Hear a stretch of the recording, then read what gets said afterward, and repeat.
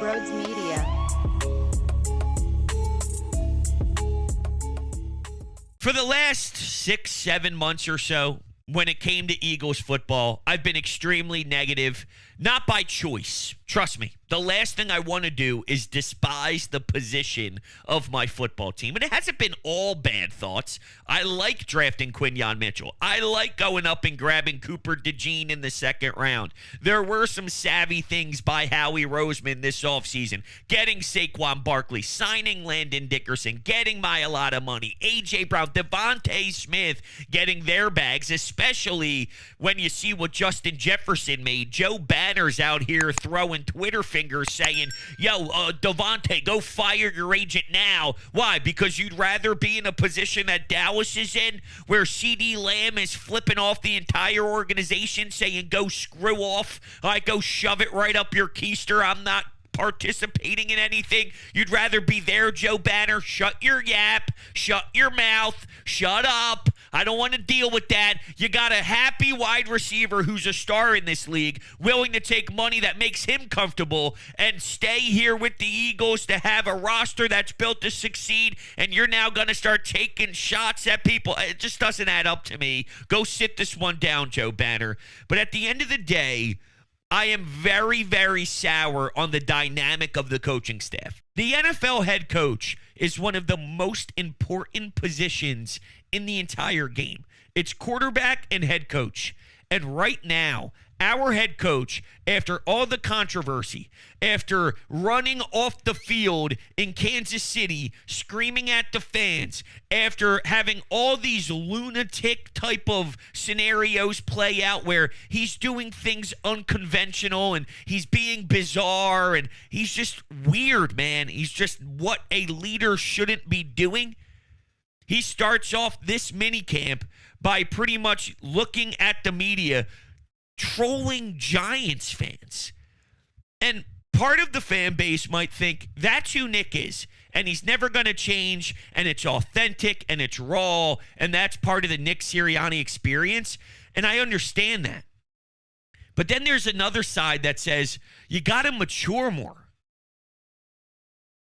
There's something off about Nick. And when you go through the collapse that you went through last year, if you didn't learn anything about how to hold yourself to a nice standard, right? He's a big standard guy. We play to our standards. This isn't up to our standards. Standard. There's a standard for you as an NFL head coach, how to hold yourself to a high regard. And if you watch yourself over the last few years, and after last year's debacle, you don't come to the conclusion that I need to clean up some areas, because none of us are perfect. No matter what job you do, no matter what your occupation is, you can always adapt. You're not going to be 100% perfect. Well, in my eyes, the area that he needs to improve, and if last year wasn't a smack in the face, is all that silly nonsense. It needs to be more of a focus of, fellas, enough with the bullshit. It's time to go. And instead, he follows that up at the start of this season in minicamp by saying, oh, yeah, I ran into Giants fans and said, we took your best player. Nick, grow up. Grow up. At the end of the day, yeah, it's not the biggest deal in the world, but what happens is he isn't cognizant of what's going on. He doesn't have that foresight, or he doesn't realize what this is going to become. And if you can't comprehend that, how am I supposed to have faith that you can comprehend turning this thing around when you have no say anymore, and the entire locker room understands that you were stripped of all power? If it wasn't known previously, and if you didn't see it prior to this minicamp, I hope you realize it now. And what I can't do is diminish the power of the head coach role and say that it doesn't matter, that he is irrelevant. It does matter. It does matter, because when you look at coaching advantages in the NFL, Can Mike Tomlin out-coach Harbaugh? Can Mike Tomlin out-coach Andy? Can Andy out-coach McVay? Can McVay out-coach LaFleur? These are the questions that are asked. And right now, we have, let's say, week 1 in Brazil. Can Matt LaFleur out-coach nobody? Huh. That's interesting. And that doesn't rub you the wrong way. The quarterback had a golden opportunity. I would label this almost a layup. A layup to give love to Sirianni and say, look, a lot of people are stubborn in this league. I've been around a lot of coaches, and for the most part, it's about what they love. This is what we do. This is how it goes. And to have somebody who is really willing to do what's best for the team and put the pride aside, and we saw it with Shane Steichen, and it's not about him and him getting all the love. It's about us and we getting all the love, and that's what makes Nick Sirianni so special. They pretty much put this on a golden plate for Jalen Hurts to show Nick Sirianni so much appreciation. And instead, this is what we got. Take a listen. What have you noticed about, Nick being open-minded to change up the offense like he has? I mean, what does that say about him?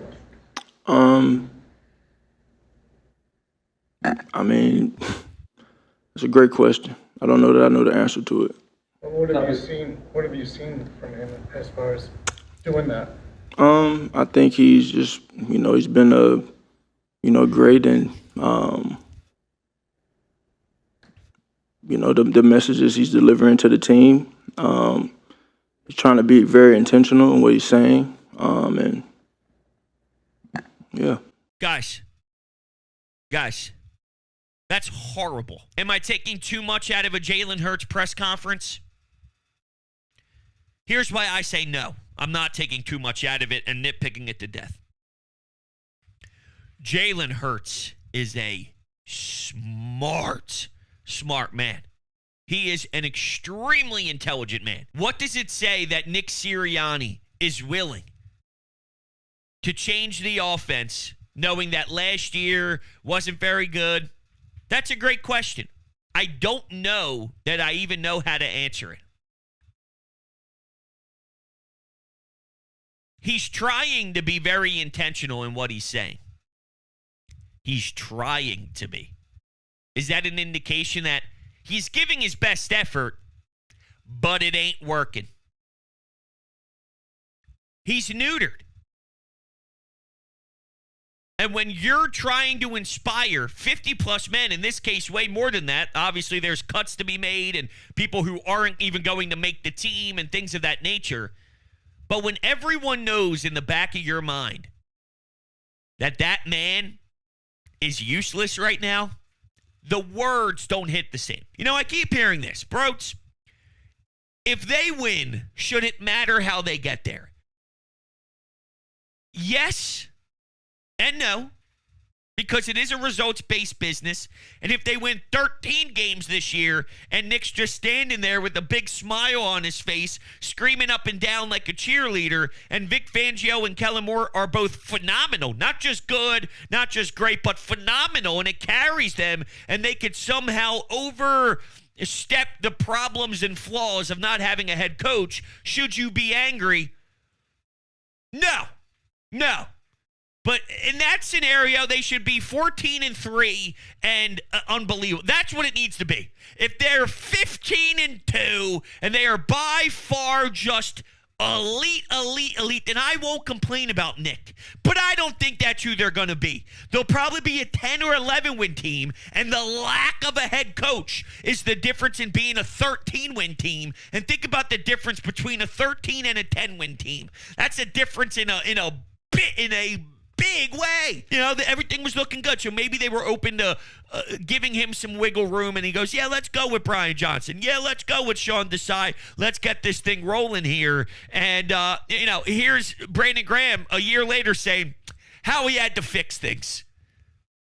So it's not impossible that after Nick Sirianni picked his guys after a good year at the Super Bowl run, The GM has to strip him of his power of even having thoughts on who his staff is.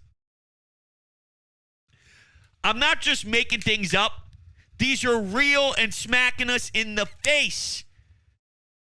When it's so much smoke, because, well, you're nitpicking this. Well, you're saying this. Well, it's that. Well, yeah, that's my point. It's 6, 7, 8, 9, 10, 11 things. It's not just one. And it's Hurts, it's Brandon Graham, it's Howie, it's Laurie, it's this, it's that. Come on, people. There's a problem here. There's a real problem here. And at some point, the blame's got to go to Howie and Laurie